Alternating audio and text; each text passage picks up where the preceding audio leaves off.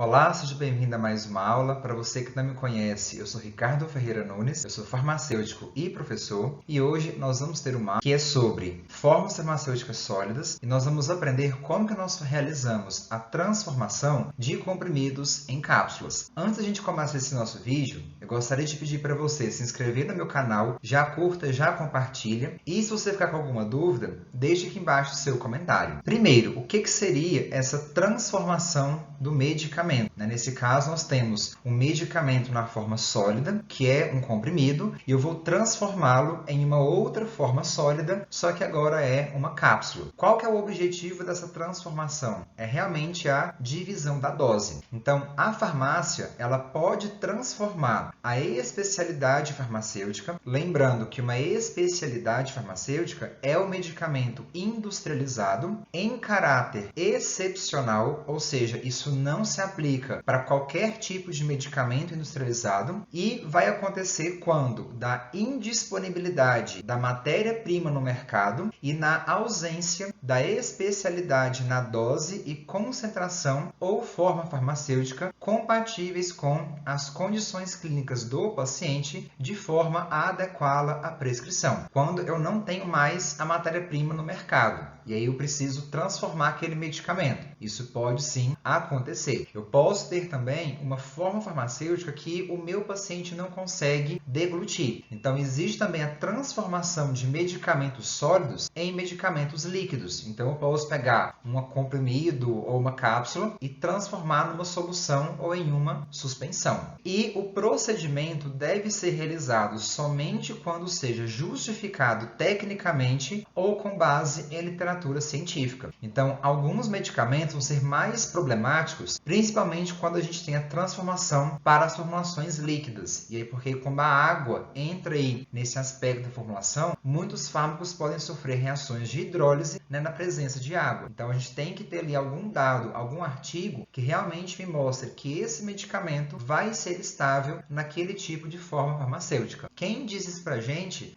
o que é essa transformação, é a RDC 67, de 8 de outubro de 2007, que dispõe sobre a manipulação de medicamentos. Vamos então para o nosso exemplo. Eu vou dividir a dose do medicamento comercial levodopa de 100 mg, e aí esse medicamento ele contém 30 comprimidos para cápsulas contendo 50 mg do princípio ativo. Então, aqui do lado a gente observa que eu tenho um comprimido de 100 mg e um comprimido me dará origem a duas cápsulas contendo 50 mg cada uma. Após triturar e tamizar todos os comprimidos, o volume de pó obtido foi de 18,75 ml. E esse volume de pó me deu um peso de 10,42 gramas. Aí você pode estar se perguntando o seguinte, mas professor, se eu tenho 30 comprimidos, cada comprimido tem 100 mg, teoricamente era para ter me dado 3 gramas desse pó. Só que eu tenho que pensar o seguinte, no meu comprimido eu não tenho apenas a levodopa, eu vou ter a levodopa junto com os recipientes do comprimido. Então, por isso que eu sempre vou ter um peso muito maior. A densidade do recipiente que eu vou utilizar é de 0,47 gramas por ml. E o peso da cápsula vazia é de 64 miligramas. Qual que é o raciocínio? Se eu estou dividindo a minha dose por 2 e eu tenho 30 cápsulas, então ao final desse processo de transformação, eu vou ter então 60 cápsulas. Se eu tivesse 60 comprimidos e eu fosse dividir por 2, ao final eu teria 120 cápsulas. Eu posso dividir essa dose por 2, por 3, por 4, para que eu atenda então a prescrição e a necessidade daquele paciente. Então, como que a gente faz esse cálculo? Primeiro, eu vou pegar todo o meu volume de pó que eu coloquei desses comprimidos triturados que eu coloquei na proveta e eu vou dividir pela quantidade de doses. Lembra que eu estou preparando 60 doses. Então, 18,75 dividido por 60 me dá um volume de 0,313 ml.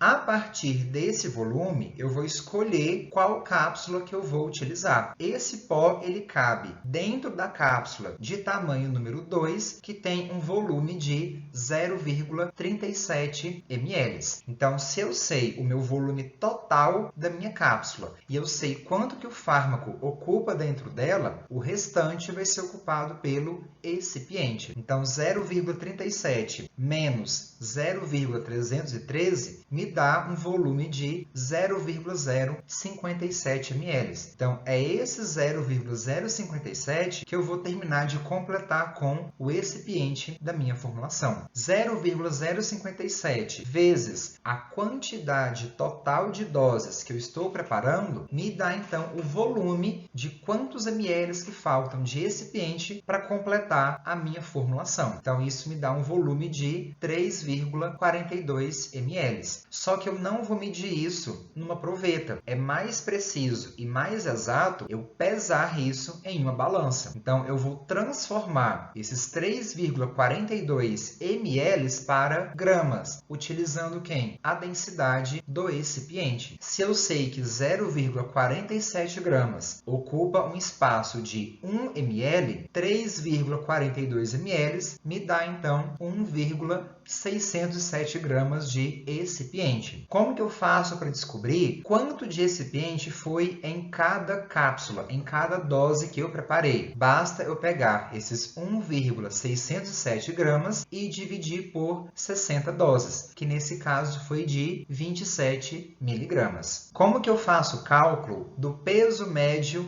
teórico? Como que eu vou descobrir, quanto que eu coloquei de fármaco? Eu não posso escrever aqui agora que eu coloquei 50 miligramas de levodopa em cada cápsula. Lembra que eu falei para você lá no início que junto ali do meu fármaco eu tenho os recipientes do comprimido? Como que eu faço para descobrir quanto que era de fármaco? Eu pego o peso total dos comprimidos, que foi 10,42 gramas, e divido pela quantidade de doses, que nesse caso deu um valor de 174 miligramas de pó. Ou seja, dentro desses 174 miligramas, 50 miligramas é de levodopa. O restante ali vai ser de excipiente. Então, se eu sei que eu coloquei 174 miligramas de fármaco, mais 27 miligramas do excipiente, e eu dei para vocês no início que a cápsula vazia pesava 64 miligramas, o meu peso médio teórico é de 265 miligramas. Como que eu faço a variação permitida? Então, de acordo com a Farmacopeia Brasileira, ele mostra para a gente qual que é a variação para as formulações sólidas. No caso de cápsulas duras, a variação é de mais ou menos 10% quando o meu peso médio teórico ele vai ser menor do que 300 miligramas e ele pode variar mais ou menos 7,5% se o meu peso médio teórico fosse maior do que 300 miligramas. Como nesse caso o meu peso médio é menor do que 300 miligramas, ele pode variar mais ou menos 10%. Então, 265 mais 10% me dá um valor de 291,5 miligramas. E 265 menos 10%,